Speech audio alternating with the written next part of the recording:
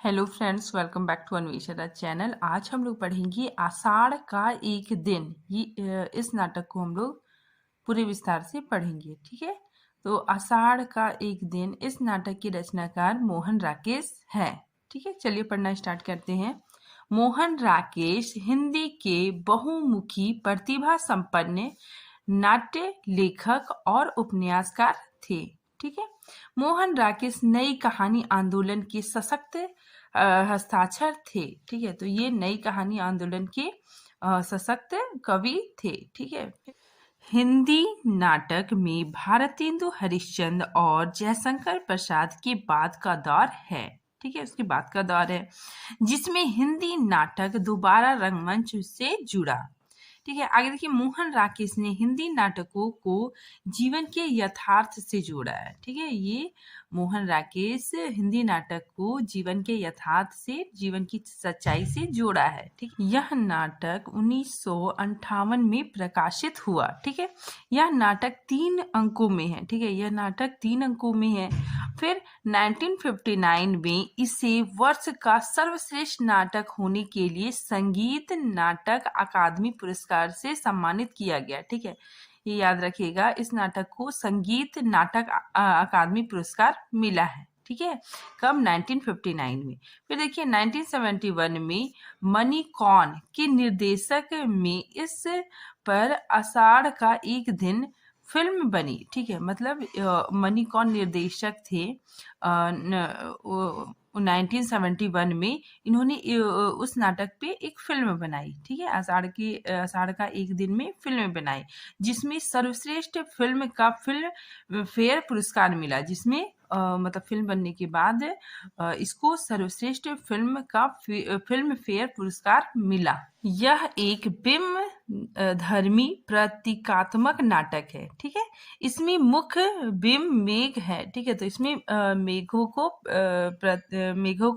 प्रतीक बना के वर्णन किया गया है। ठीक है, आगे देखिए, कालिदास को उन्होंने, मतलब कालिदास को जयशंकर प्रसाद जी ने एक प्रतीक के रूप में चित्रित किया है। ठीक है, वे कहते हैं कि कालिदास एक व्यक्ति नहीं, हमारे सृजनात्मक शक्ति का प्रतीक है। यह एक ऐतिहासिक नाटक है। ठीक है, मोहन राकेश लहरों के राजहंस 1963 की भूमिका में लिखते हैं। ठीक है, मतलब उनकी जो ये रचना है लहरों का राजहंस, उसकी भूमिका में मोहन राकेश लिखते हैं कि मेघदूत पढ़ते हुए मुझे लगा करता था कि वह कहानी निर्वासित यक्ष की उतनी नहीं है। ठीक है, निर्वासित यक्ष की उतनी नहीं है। ठीक है, जितना स्वयं अपनी आत्मा से निर्वासित उस कवि की है जिसने अपनी ही एक अपराध अनुभूति को इस परिकल्पना में ढाल दिया है। मोहन राकेश रचित आषाढ़ का एक दिन को आधुनिक युग का प्रथम नाटक कहा जाता है। ठीक है, तो ये याद रखिएगा आप लोग कि ये आषाढ़ का एक दिन को आधुनिक युग का प्रथम नाटक माना जाता है। इस नाटक का शीर्षक कालिदास की कृति मेघदूतम, ठीक है, मेघदूतम की शुरुआती पंक्तियों से लिया गया है। ठीक है, आगे देखिए, चूंकि आषाढ़ का महीना उत्तर भारत में वर्षा ऋतु का आरंभिक महीना होता है। ठीक है, इसलिए शीर्षक का अर्थ वर्षा ऋतु का एक दिन भी माना जा सकता है। ठीक है, आगे देखिए, आषाढ़ का एक दिन का परिवेश ऐतिहासिक है, परंतु उसमें आज की आधुनिक समस्याओं को चित्रित किया गया है। प्रस्तुत नाटक में कालिदास वर्त तपस्वी महात्मा नहीं है। ठीक है, मतलब इस नाटक में कालिदास को तपस्वी महात्मा नहीं दिखाया गया है। ठीक है, बल्कि दुर्बल और सामान्य व्यक्ति के रूप में दिखाया गया है। ठीक है, जो दायित्वहीन, ज्ञान शून्य, स्वार्थी, ठीक है, आत्मसीमित, पलायनवादी कवि के रूप में सामने आता है। ठीक है, आगे देखिए, आषाढ़ का एक दिन महाकवि कालिदास के निजी जीवन पर आधारित है। ठीक है, अब हम इसके पात्रों के बारे में अध्ययन करेंगे। ठीक है, चलिए, कथानक और पात्र परिचय। ठीक है, यह 3 अंकों का नाटक है। याद रखिएगा, ये 3 अंकों का नाटक है और इसमें कुल 12 पात्र हैं। ठीक है, अब देखिए, मुख्य पात्र कौन कौन है। कालिदास, कालिदास कौन है? कवि और नायक। ठीक है, अंबिका, अंबिका ये नायिका है। ठीक है, और अंबिका, अंबिका कौन है? मलिका की माँ है, ठीक है। फिर मलिका, मलिका नायिका है, ठीक है, कालिदास की प्रेमिका। फिर नेक्स्ट देखिए विलोम, विलोम कौन है? ग्रामीण और मलिका का एक तरफा प्रेमी, ठीक है, मतलब विलोम मलिका से प्रेम करता है, ठीक है, और लेकिन वो जानता है कि मलिका उससे प्रेम नहीं करती है, ठीक है, वो कालिदास को चाहती है। आगे देखिए प्रिया गुंज मंजरी, ये कौन है? राज कन्या है, ठीक है, और जो आगे कालिदास की पत्नी बनती है। फिर देखिए दंतुल, दंतुल कौन है? ये राजपुरुष है, ठीक है। मतुक, मातुक, ये भी कवि मातुक है। फिर निपेच, निपेच ग्रामीण है। फिर रांगिनी और संगनी, ये भी नागरी है। फिर देखिए अनुस्वार और अनुनासिक, ये अधिकारी है, ठीक है। अब हम लोग पात्र परिचय को एकदम शॉर्ट में देखते हैं, ठीक है। देखिए अंबिका, ये कौन है? ग्राम की एक वृद्ध महिला, ठीक है। फिर देखिए मलिका उनकी पुत्री है, ठीक है। कालिदास कवि है। दंतुल राजपुरुष है, ठीक है। मातुल कवि मातुल है, ठीक है। निपेच ये ग्राम पुरुष है, ठीक है। रांगिनी नागरी है। फिर सांगनी भी नागरी है। फिर अनुस्वार अधिकारी है, अनुनासिक भी अधिकारी है, ठीक है। और प्रिया गुंज मंजरी, ये राजकन्या है, ठीक है, और ये कालिदास की पत्नी है, ठीक है। अब हम इसकी कथा वस्तु को पढ़ते हैं, ठीक है। कथा वस्तु का ये प्रथम अंक है, ठीक है। चलिए हम लोग पढ़ना स्टार्ट करते हैं। प्रथम अंक के आरंभ में छाछ से धान फटकती हुई अंबिका के दर्शन होते हैं, ठीक है। सबसे पहले अंबिका का दर्शन होता है जिसमें वो धान फटक रही है। तभी वर्षा में भीगकर आई मलिका का प्रवेश होता है, ठीक है। दोनों का वार्तालाप से ज्ञात होता है कि मलिका अंबिका की पुत्री है। मलिका ने कालिदास के साथ आषाढ़ की पहली बरसात में भीगने का आनंद उठाया है, ठीक है। तो इसमें क्या होता है कि मलिका और कालिदास पानी में भीग के आते हैं, ठीक है, मतलब वर्षा ऋतु के बारिश में वो लोग आनंद उठाते हैं, ठीक है। इसलिए वह अपने इस सौभाग्य पर मुग्ध है, इसीलिए वो बहुत खुश है, ठीक है, वो गाना गुनगुना रही है। परंतु अंबिका को मलिका का यह आचरण अच्छा नहीं लगता, ठीक है। अंबिका कौन है? मलिका की माँ, ठीक है। तो उसको यह व्यवहार अच्छा नहीं लगता है, ठीक है, क्योंकि व्यक्तित्व स्तर पर और सामाजिक स्तर पर भी सामाजिक स्तर पर भी वो इसे मतलब मान्य नहीं मानती है, ठीक है। उसे डर है कि लोग क्या कहेंगे, ठीक है। इसीलिए वो क्या करती है कि सामाजिक स्तर पर वह उन दोनों से क्रुद्ध हो जाती है, ठीक है, मतलब दोनों से मतलब गुस्सा रहती है, क्योंकि प्रेम युगल का विवाह से पूर्व इस प्रकार घूमना फिरना लोकापवाद का कारण हो सकता है, ठीक है। तो उसकी माँ को लगता है कि मतलब विवाह से पूर्व मतलब इस तरह घूमना फिरना मतलब लोग पता नहीं क्या कहेंगे, ठीक है, लोग तरह तरह की बातें करेंगे, ठीक है। इसीलिए उसे इस बात का मतलब गुस्सा होता है। उन दिनों के बाद उन दोनों के बाद विवाद के बीच कालिदास भी आते हैं, ठीक है। तो दोनों का माँ बेटी का बातचीत चलता है, उसी टाइम क्या होता है कालिदास आ जाते हैं, ठीक है। उन्हें किसी राजपुरुष के बाण से आहत हिरण स्वाक के प्राण रक्षा की चिंता है, ठीक है। तो कोई मतलब हिरण को मतलब तीर से मार देता है, ठीक है, जिसे लेकर कालिदास वहां पे आते हैं, ठीक है। आगे देखिए राजा दंतुल भी अपने उस शिकार को खोजते हुए वहां पहुंच जाता है, ठीक है। तो उस शिकार को राजा दंतुल ने मारा था, ठीक है, तो वो अपना शिकार को खोजते हुए वहां पे आ जाता है। दंतुल अपने राज्य पुरुष होने के घमंड से चूर है, ठीक है, उसको मतलब अपने आप पे बहुत ज्यादा घमंड है। परंतु जब उसे ज्ञात होता है कि जिस व्यक्ति से वह तर्क वितर्क कर रहा है, ठीक है, मतलब जिस व्यक्ति से वो बातचीत कर रहा है, ठीक है, तर्क वितर्क कर रहा है, वह प्रसिद्ध कवि कालिदास है, ठीक है। तो उसका स्वर तुरंत बदल जाता है, ठीक है। तो वो अपना स्वर को एकदम बदल देता है, ठीक है, और वह उसे क्षमा मांगने लगता है, मांगने को तैयार हो जाता है, क्योंकि सम्राट चंद्रगुप्त के आदेश पर ही वो यहाँ पे आया था, ठीक है। मतलब महाराज चंद्रगुप्त ने आदेश दिया था कि तुम जाके मतलब कालिदास को लेके आओ, ठीक है, हमारे राज्य में उज्जैनी में लेके आओ, ठीक है। इसीलिए वो जब सुनता है कि ये कालिदास है, ठीक है, जिससे मैं मतलब हिरन के लिए तर्क वितर्क मतलब वाद विवाद कर रहा हूँ, बहस कर रहा हूँ, तो वो क्या करता है, उसका स्वर बदल जाता है, वो क्षमा मांगने लगता है।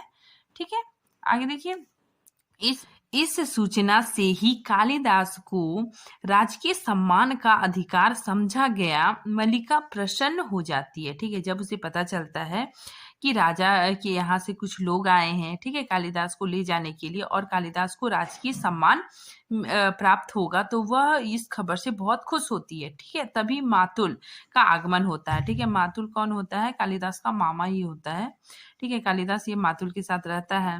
मातुल कालिदास का संरक्षक है। ठीक है, मातुल कालिदास के राजकीय सम्मान को, इस अवसर को खोना नहीं चाहता था। ठीक है, कालिदास जाने से इनकार कर देता है। ठीक है, वो सम्मान भी नहीं लेना चाहता है और वो जाना भी नहीं चाहता है। ठीक है, कालिदास की उदासीनता से मातुल बहुत नाराज है। ठीक है, इसीलिए वह मल्लिका से अनुरोध करता है कि वह कालिदास को समझाए। ठीक है, मतलब वो कालिदास को जाके मनाए। मल्लिका के समझाने पर कालिदास जाने को तैयार हो जाते हैं। ठीक है, तो मल्लिका उसको बहुत अच्छे से समझाती है, तो कालिदास मतलब जाने को तैयार हो जाते हैं। ठीक है, उसके बाद फिर दूसरा अंक प्रारंभ होता है। अब देखिए, दूसरा अंक प्रारंभ होता है। दूसरे अंक में कालिदास के जाने से कुछ वर्षों के बाद का दृश्य है। ठीक है, देखिए, घर की साज सज्जा में आए परिवर्तन, ठीक है, अव्यवस्था, इस अंतर के संकेत मिल जाते हैं। ठीक है, मतलब कालिदास जब चले जाते हैं, उनके कुछ वर्षों के बाद जो मल्लिका की जो स्थिति है वो मतलब बहुत बिगड़ जाती है, आर्थिक स्थिति। ठीक है, घर की साज सज्जा में भी परिवर्तन आ जाता है। ठीक है, अंबिका अस्वस्थ है। ठीक है, अंबिका जो मल्लिका की माँ है वो अस्वस्थ रहने लगती है। ठीक है, और मल्लिका को आर्थिक अभाव की पूर्ति के लिए काम करना पड़ता है। ठीक है, राजधानी से आने वाले व्यवसायियों के माध्यम से वह उनकी रचनाओं को पढ़ती है। ठीक है, तो मल्लिका क्या करती है? कालिदास की रचनाओं को पढ़ती है। ठीक है, मल्लिका और निपेज के वार्तालाप से यह स्पष्ट होता है कि कालिदास मतलब ये निपेज बताता है मल्लिका को कि कालिदास अब पहले जैसे कालिदास नहीं रहे। ठीक है, गुप्त साम्राज्य के विदुषी राजकुमारी से उन्होंने विवाह कर लिया। ठीक है, तो वहां की राजकुमारी से उन्होंने विवाह कर लिया। ठीक है, अब कश्मीर का शासन भार भी वे संभालने वाले हैं। ठीक है, और इसी यात्रा के बीच में वह अपने इस गांव प्रांत में मतलब रुकेंगे। ठीक है, तो इसी यात्रा के बीच वे अपने इस ग्राम प्रांत में भी कुछ समय के लिए रुकेंगे। ठीक है, मल्लिका को लगा कि कालिदास इतने वर्षों के बाद गांव आएंगे तो उनसे मिलने जरूर आएंगे। ठीक है, परंतु कालिदास इस बार मल्लिका से मिलने नहीं आया। ठीक है, जिसके कारण मल्लिका को बहुत ज्यादा दुख हुआ। राजकुमारी प्रिय गुंजमंजरी मल्लिका से मिलने आती है। ठीक है, कालिदास नहीं आता है, कालिदास की पत्नी आती है। ठीक है, और बोलती है कि कालिदास हमेशा, ठीक है, तुम्हारी चर्चा करते रहते हैं। ठीक है, तुम उसकी प्रेरणा हो। ठीक है, इसीलिए मैं तुमसे मिलने यहाँ पे आई हूँ। हम लोग तीसरे अंक को देखते हैं। ठीक है, तीसरे अंक में कुछ और वर्षों के बाद की घटनाएं हैं। ठीक है, देखिए, इस बार अंबिका दिखाई नहीं देती है। ठीक है, तीसरे अंक में क्या होता है कि मतलब अंबिका दिखाई नहीं देती, मतलब अंबिका की मृत्यु हो जाती है। ठीक है, घर की स्थिति एकदम अस्त व्यस्त की स्थिति में होती है। ठीक है, तो घर की अस्त व्यस्त स्थिति मल्लिका के दुखों की कहानी कह रहे थे। ठीक है, इस बार फिर आषाढ़ का पहला दिन है। ठीक है, पहले की भांति इस बार भी मूसलाधार वर्षा हो रही थी, परंतु इस बार उस वर्षा का आनंद उठाने की स्थिति में मल्लिका नहीं थी। ठीक है, तो इस बार भी बारिश हो रही थी, आषाढ़ का दिन था। ठीक है, लेकिन मल्लिका की स्थिति बहुत ज्यादा खराब थी। ठीक है, आगे देखिए, मातुल भीगता हुआ मतलब उसके घर में शरण लेता है। ठीक है, उसके घर आता है। ठीक है, फिर वो बताता है कि जिस वैभव और सत्ता सुख की लालसा से वह उज्जैनी गया था, ठीक है, वह लालच पूरी तरह से समाप्त हो गया। ठीक है, तो वहां पे गया। ठीक है, तो वो सब चीज़ उसे मतलब उतना अच्छा नहीं लगा, ठीक है, तो उसका जो लालच था, ठीक है, वो वैभव, राजसत्ता वो सब समाप्त हो गया, ठीक है। वह सूचना देता है कि कालिदास ने कश्मीर का शासन भार त्याग कर संन्यास ग्रहण कर लिया है, ठीक है, तो वो बताता है कि जो कालिदास है वो कश्मीर का शासन भार त्याग कर संन्यास बन गया, ठीक है, सन्यासी बन गया है। मातुल के चले जाने के बाद कालिदास का प्रवेश होता है, ठीक है। फिर मातुल चला जाता है, फिर उसके बाद फिर कालिदास आता है, तो फिर मल्लिका उसे देख के बहुत ज्यादा आश्चर्यचकित होती है, ठीक है, वो बोलती है कि मैं सपना तो नहीं देख रही हूँ। तो कालिदास बोलता है नहीं, मैं सचमुच में तुम्हारे पास आया हूँ। वह बताता है कि यहाँ से जाने के बाद वह सुख सुविधा साहित्य सृजन में व्यस्त भले ही रहा, ठीक है, मतलब यहाँ से जाने के बाद वहाँ की सुख सुविधा में वो मतलब खो जरूर, व्यस्त जरूर ही रहा, परंतु कभी भी इस ग्राम प्रांत से और तुमसे दूर नहीं रहा, मल्लिका से अलग नहीं हुआ, ठीक है। अपने पुराने अनुभवों को ही बार बार अनेक रूपों में पुनः सृजित करता रहा, ठीक है। तो कवि कालिदास बता रहे हैं कि मैं अपने पुराने अनुभवों को, ठीक है, यहाँ के अनुभवों को, ठीक है, तुमको, ठीक है, पुनः सृजित करता रहा, ठीक है, परंतु अब वह इस कृत्रिम जीवन से थक चुका है, ठीक है, मतलब यहाँ वहां दौड़ता हुआ, ठीक है, ये कृत्रिम जीवन से वो थक चुका है, ठीक है। अतः शासक मात्रगुप्त के कलेवर से संन्यास लेकर वह पुनः कालिदास के कलेवर में लौट आया है, ठीक है। तो वो बोलता है कि वो सब छोड़ के मैं पुनः कालिदास के रूप में लौट आया हूँ, ठीक है। याद रखिएगा मात्रगुप्त, ठीक है, वहां जाने के बाद ये कवि कालिदास मात्रगुप्त बन गए थे, ठीक है। अब देखिए, अब वह इस पर्वत प्रदेशों में ही रहना चाहता है, ठीक है। तो कालिदास बताता है कि अब मैं यहीं पे रहना चाहता हूँ, ठीक है, मल्लिका के साथ अपने जीवन का पुनः आरंभ करना चाहता हूँ, ठीक है। वो बताता है कि मैं तुम्हारे साथ अपनी जिंदगी का शुरुआत करना चाहता हूँ, ठीक है, मतलब तुमसे शादी करना चाहता हूँ, ठीक है, अपने जीवन का पुनर्निर्माण करना चाहता हूँ।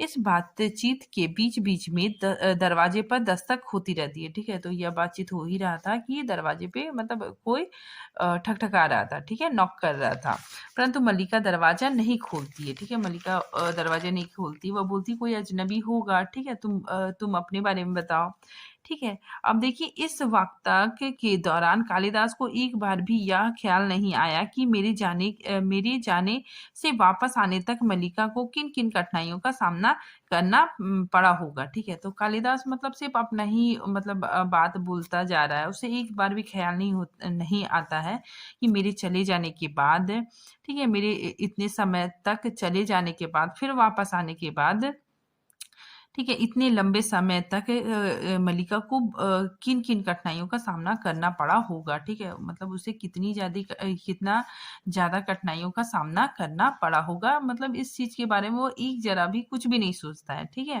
बस अपनी बात कही जा रहा है, ठीक है। फिर उसके बाद फिर सहसा फिर अचानक क्या होता है, अंदर से एक बच्चे की रोने की आवाज सुनाई देती है, ठीक है, और विलोम का प्रवेश से ही उसे वस्तु स्थिति का बोध हो जाता है, ठीक है। तो अंदर से एक बच्चे का रोने का आवाज आता है, ठीक है, तो कालिदास पूछता है ये कौन है, तो मल्लिका जवाब देती ये मेरा वर्तमान है, ठीक है, और तभी क्या होता है कि विलोम भी अंदर आ जाता है, ठीक है, तो उसे सारी स्थिति का पता चल जाता है, ठीक है। अब उसे अनुभव होता है कि इच्छा और समय के द्वंद्व में समय अधिक शक्तिशाली सिद्ध होता है, ठीक है। तो अब उसे समझ में आ जाता है कि मल्लिका और विलोम का मतलब विवाह हो चुका है और मल्लिका का मतलब एक बच्चा भी है, ठीक है, इसीलिए वह दुखी भी हो जाता है, इसीलिए वह कहता है कि मतलब समय अधिक शक्तिशाली होता है, ठीक है, अधिक शक्तिशाली सिद्ध होता है, ठीक है, समय किसी की प्रतीक्षा नहीं करता है, ठीक है, और वो वहां से चला जाता है और यहीं पे नाटक समाप्त हो जाता है, ठीक है। अब देखिए विद्वानों के मत, विद्वानों ने इस नाटक को के बारे में क्या क्या कहा है। सबसे पहले देखते हैं डॉक्टर रामचंद्र तिवारी जी ने कहा है कि मोहन राकेश ने प्रसाद के बाद हिंदी नाटक में एक नई भूमिका प्रदान की, ठीक है, आगे देखिए, डॉक्टर लक्ष्मी सागर वार्ष्णेय जी ने आषाढ़ के एक दिन में पुरुष और स्त्री हृदय के उदात्त एवं भौतिक प्रेम के बीच संघर्ष चित्रित किया गया है। हम लोग देखते हैं भाषा शैली। ठीक है, इसमें संवादों का नियोजन आधुनिक ढंग से किया गया है। ठीक है, नाटकों के पृष्ठभूमि ऐतिहासिक और भाषा संस्कृत निष्ठ होते हुए भी आम दर्शक को समझने योग्य है। ठीक है, मतलब इसकी भाषा सहज है। ठीक है, मतलब दर्शक को समझ में आ जाता है। आगे देखिए, निष्कर्ष यही है कि आषाढ़ का एक दिन नाटक के कथासूत्र और पात्र भले ही ऐतिहासिक हो, ठीक है, किंतु इसमें मोहन राकेश ने वर्तमान समय की समस्या को पाठकों के सम्मुख प्रस्तुत किया है। ठीक है, आज के लिए इतना ही है। Thank you friend.